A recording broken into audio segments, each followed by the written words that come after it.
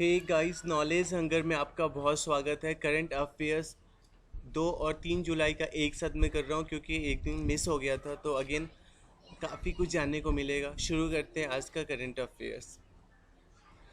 National doctors day कब मनाया जाता है? तो देखो, नेशनल डॉक्टर्स डे मनाया जाता है 1 जुलाई को। 1 जुलाई को क्या है? 1 जुलाई को बर्थ एनिवर्सरी है डॉक्टर विधान चंद्र रॉय का। और एक और इंटरेस्टिंग फैक्ट ये है कि इनका डेथ एनिवर्सरी भी सेम डेट को है। ठीक है, यानी 1 जून को विधान चंद्र रॉय, ये याद रखना, इनके याद में नेशनल डॉक्टर्स डे मनाया जाता है। इसको ऑर्गेनाइज किया गया था सबसे पहले IMA के द्वारा, यानी इंडियन मेडिकल एसोसिएशन के द्वारा। तो ये ऑर्गेनाइज करता है अभी भी। ठीक है, इंडियन यानी नेशनल डॉक्टर्स डे।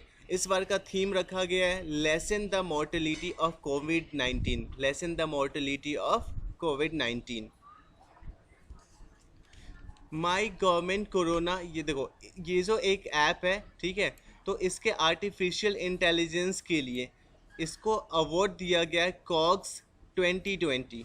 ठीक है, आपको बताना है कि माई गवर्नमेंट का रिलेशन किस कंट्री से है। तो इसका सही आंसर है इंडिया।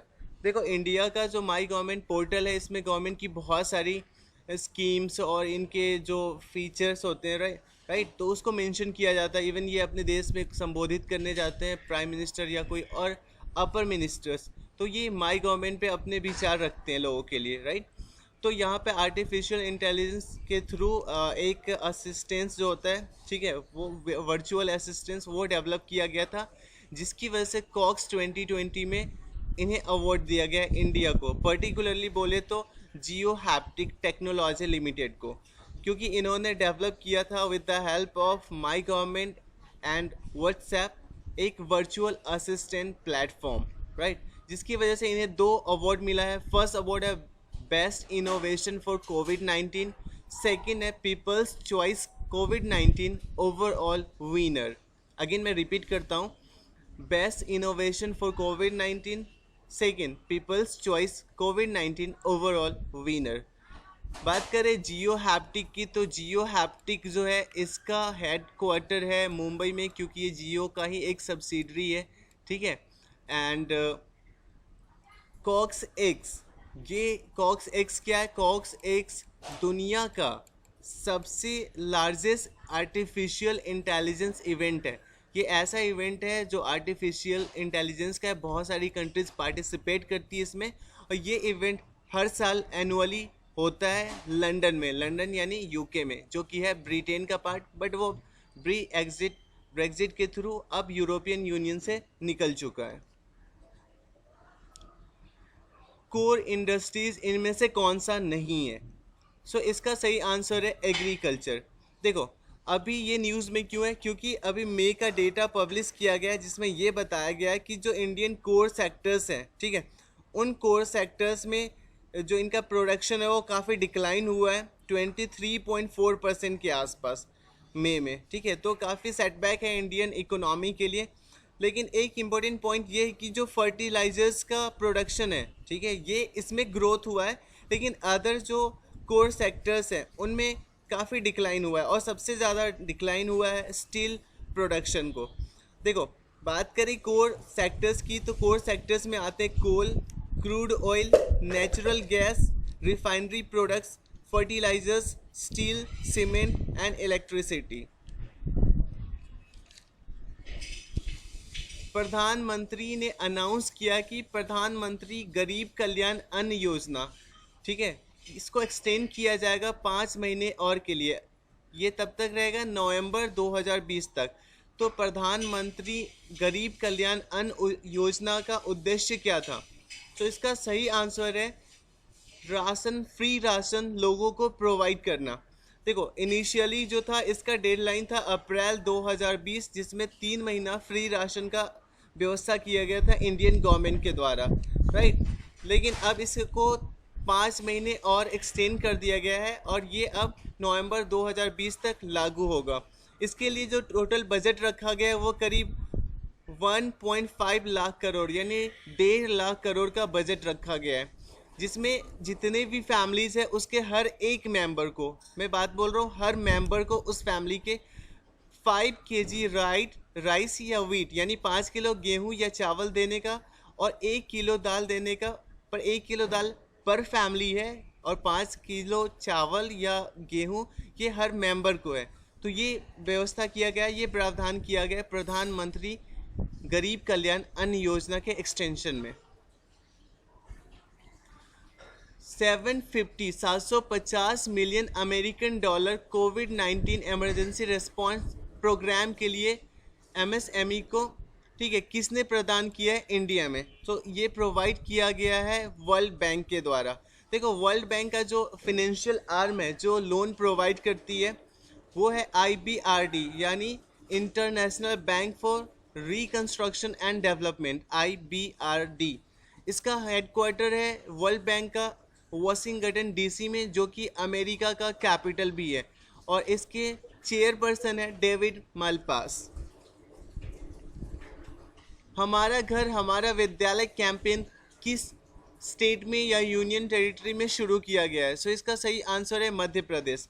देखो इस योजना का या इस प्रोग्राम का मेन उद्देश्य ये है कि जो स्टूडेंट्स घर पे बैठे हुए हैं उनको एक रेगुलर बेसिस पे डिजिटली ऑनलाइन क्लासेस प्रोवाइड किया जा सके, ठीक है। इसमें क्या है, डेली 4 क्लासेस अरेंज होंगी, 4 क्लासेस मंडे टू फ्राइडे, और हर एक लेक्चर 1 आवर का होगा, 1 घंटे का होगा, from 10 o'clock to 1 o'clock in the day. India का ambassador and permanent representative United Nations का जेनेवा में किसे बनाया गया है? सो इसका सही आंसर है राजीव कुमार चंद्र। देखो अभी हाल ही में इंडिया का ambassador and permanent representative to United Nation in New York, यहाँ पे जेनेवा की जगह न्यूयॉर्क भी एक अपॉइंट किया गया है। सो ये थोड़ा सा कंफ्यूजिंग है, बट अगेन आपको याद रखना है जेनेवा में जो परमानेंट रिप्रेजेंटेटिव और एम्बेसडर है वो राजीव कुमार चंद्र है, पर वही न्यूयॉर्क में है वो है टी.एस. तिरुमूर्ति, राइट।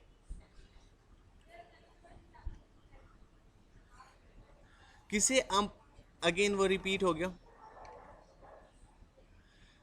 2020 का ग्रेट इमिग्रेंट्स ऑनर किसे दिया गया है? सो इसका सही आंसर है बोथ, यानी सिद्धार्थ मुखर्जी और राज चट्टी। देखो ये ग्रेट इमिग्रेंट्स अवार्ड जो है ऑनर दिया जाता है यूएस में, ठीक है, और ये दिया जाता है 4 जुलाई को। 4 जुलाई को क्या, 4 जुलाई को यूएस का इंडिपेंडेंस डे है, यानी 4 जुलाई को ही अमेरिका आज़ाद हुआ था, राइट। तो इसमें ये देखा जाता है कि जो अमेरिकन इकोनॉमी है उसमें जो बाहर के इमिग्रेंट्स आते हैं यूएसए, उसमें सबसे बड़ा कंट्रीब्यूशन क्या है और कितना है, और जो सबसे ज़्यादा कंट्रीब्यूशन जिसका यूएस को डेवलप करने में यूएस में है, उसको ये इमिग्रेंट का ग्रेट इमिग्रेंट ऑनर अवार्ड दिया जाता है।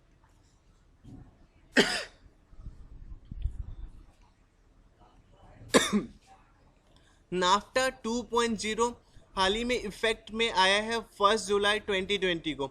तो नाफ्टा का कौन सा मेंबर नहीं है? इसका सही आंसर है यूके। देखो नाफ्टा की बात करें तो ये एक फ्री ट्रेड एग्रीमेंट है जो एग्जिस्ट करता है यूएसए, मैक्सिको और कनाडा, इन 3 देशों के बीच में। हाल ही में ये जो पहले से नाफ्टा इनके बीच पहले से मौजूद था वो एक्सपायर होने वाला है, तो इसके लिए नाफ्टा का नेक्स्ट वर्जन एग्रीमेंट इन तीनों के बीच में साइन किया गया है।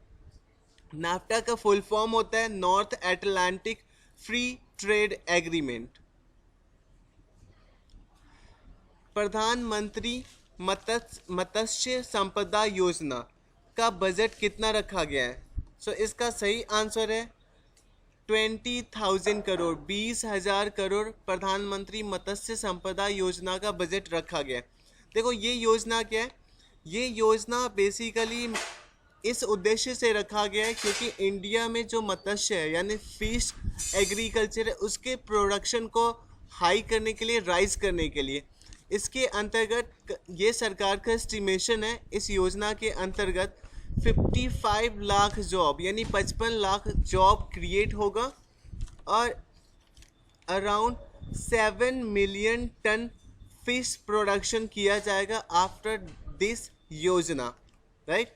बात करें तो इंडिया 20.5 मिलियन टन के साथ दुनिया का सेकेंड लार्जेस्ट फिश प्रोडक्शन करता है। सबसे ज़्यादा फिश प्रोडक्शन जो होता है वो करता है चाइना, इंडिया सेकेंड नंबर पे है। इंडिया में बात करें तो आंध्र प्रदेश सबसे टॉप पे आता है फिश प्रोडक्शन के मामले में। सो इसी नोट के साथ इस लेक्चर को ख़त्म करते हैं। Thanks for watching, thank you guys and have a nice day.